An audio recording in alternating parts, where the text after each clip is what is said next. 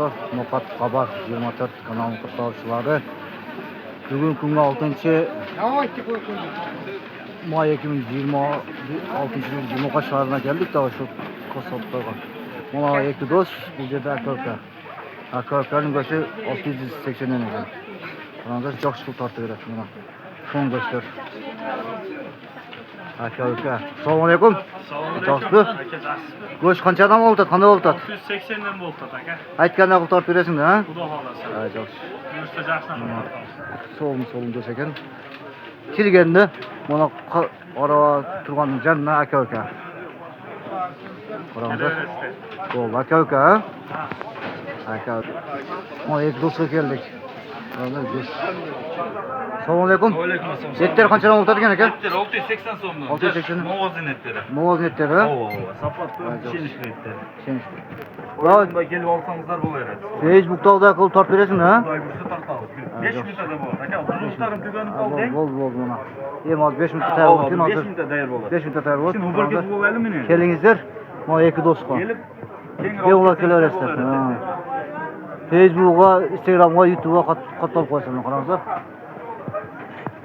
TikTok'a bor ekan, shunga qatorib qo'yasizlar. Instagram qo'yasizmi? Instagram'a, Facebook'a qo'yaman. YouTube'a qo'yaman.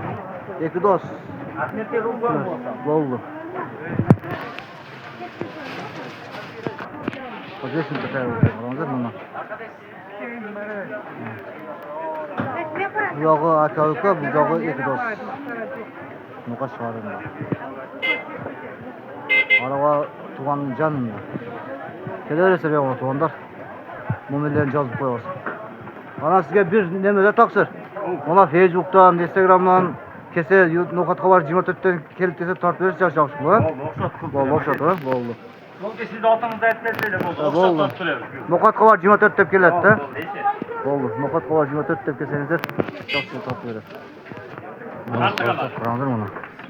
5 kilo olib bering. Shuni o'zim tortaraymi? Bo'ldi gap. To'g'ri so'm bu, kajak. Moy qo'shib qo'yamiz. Cho'qtiruv maktub qo'yib. Ana yaxshi tortib beradi. To'g'ri so'm go'sht bo'ldimi? Aka kelaverasizlar.